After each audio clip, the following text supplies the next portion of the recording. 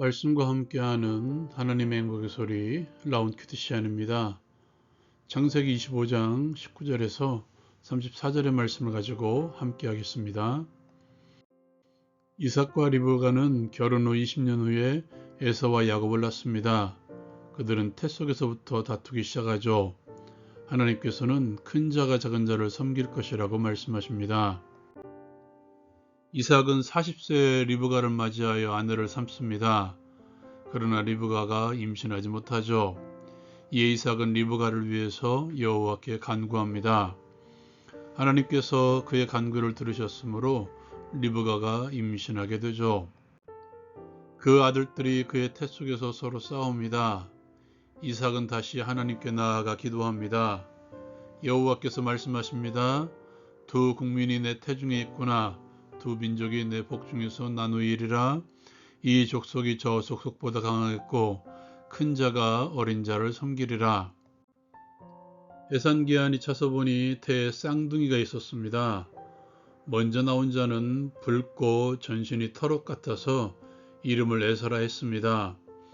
후에 나온 아우는 손으로 에서의 발꿈치를 잡았으므로 그 이름을 야곱이라 합니다. 그렇게 쌍둥이를 낳을 때가 이삭이 60세였습니다. 그 아이들이 장성합니다. 에서는 익숙한 사냥꾼이었으므로 들사람이 되었고 야곱은 조용한 사람이었으므로 장막에 거주하였습니다.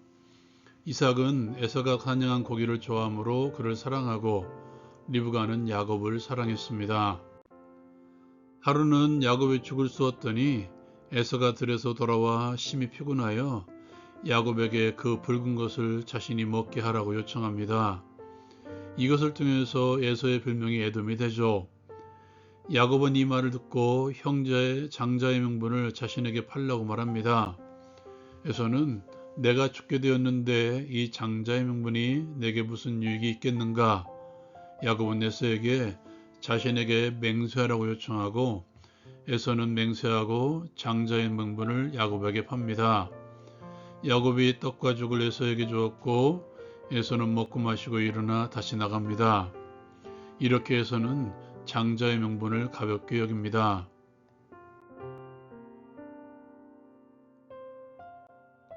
이 말씀을 통해서 기도응답이 무엇인가 함께 나누길 원합니다. 오늘 말씀에 이삭과 리브가의 감정이 그대로 드러난다면 조금 더 쉽게 이해할 수 있을 것입니다. 그런데 그들의 감정이 드러나 있지 않고 상황들만을 서술해 놓고 있으므로 그들의 절박함과 하나님을 향한 애타는 마음 또한 그들의 속마음을 들여다볼 수가 없습니다. 우리는 이렇게만 볼 수 있죠. 아이가 없었다. 이삭이 기도했다.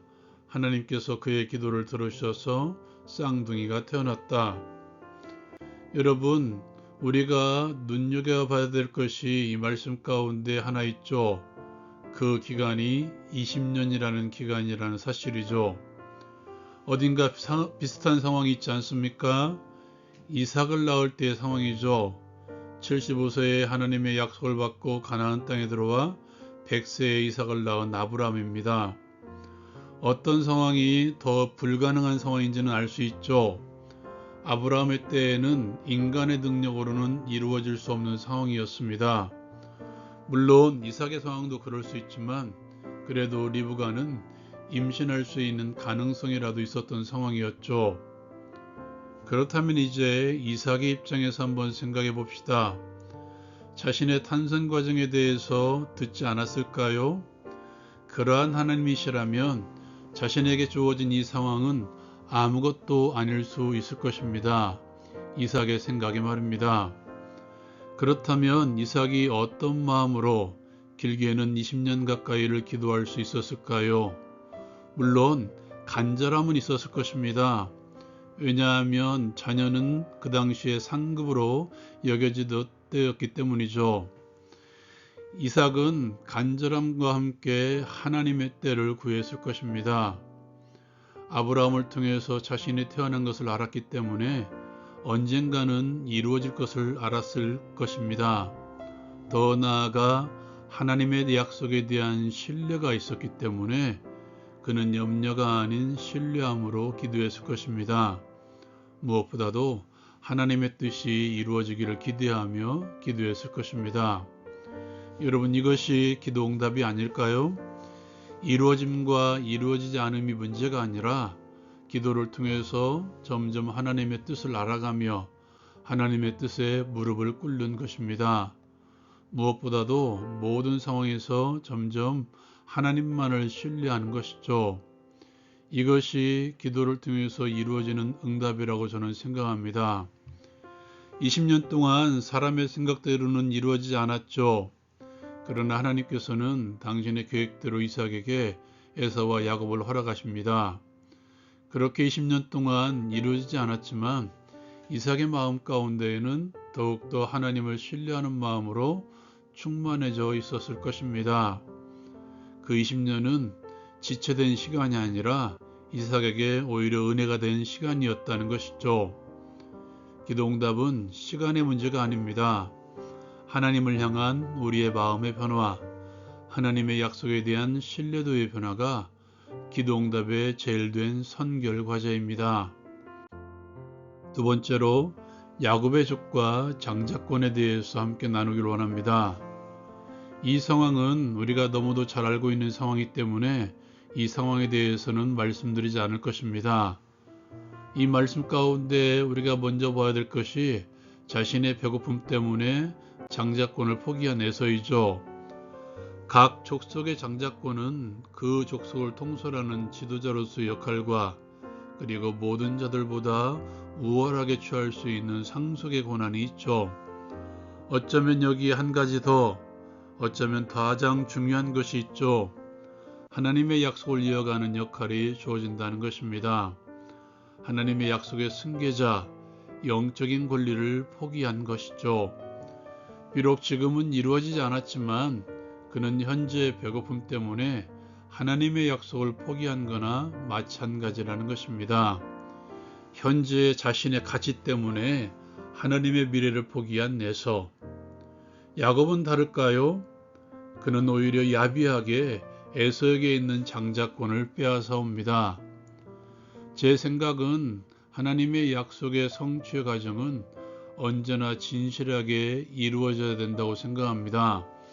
남을 속이거나 나의 야망을 위해서 수단 방법을 가리지 않는다면 하나님의 약속의 성취는 나를 통해서, 지금의 나를 통해서 이루어지지 않습니다. 야곱의 일생이 그것을 증명하고 있죠. 여러분, 이미 하나님께서는 장자의 권한에 대해서 이삭과 리브가에게 예언하셨습니다. 하나님께서 야곱에게 약속해 주셨죠. 우리에게 주어진 약속 또한 분명하게 이루실 것입니다. 그러나 기억하십시오. 하나님께서는 나의 진실함을 통해서, 나의 선함을 통해서 이루시기를 원합니다. 나를 진실하게 만들어 가심으로, 나를 선하게 만들어 가심으로 이루어 가신다는 것이죠. 또한 나의 이익이 아닌 하나님의 유익을 위해서 이루시기를 원하신다는 것을 기억하십시오. 그러므로 신실하게 하나님의 약속을 믿고 신뢰함으로 진실하게 그 약속을 이루어 가십시오. 적용을 위해 함께 기도합니다. 우리에게 약속을 주시고 이루어 가시는 하나님만을 신뢰하게 하옵소서. 나를 통해서 이루어 가시는 하나님의 약속을 진실하게 이루어 가게 하옵소서. 예수님의 이름으로 기도합니다. 아멘. 여러분, 결국 신뢰함의 싸움입니다. 하나님께서는 이 싸움에서 우리가 승리하기를 원하십니다. 하나님만을 신뢰하십시오. 라운큐티 마치겠습니다.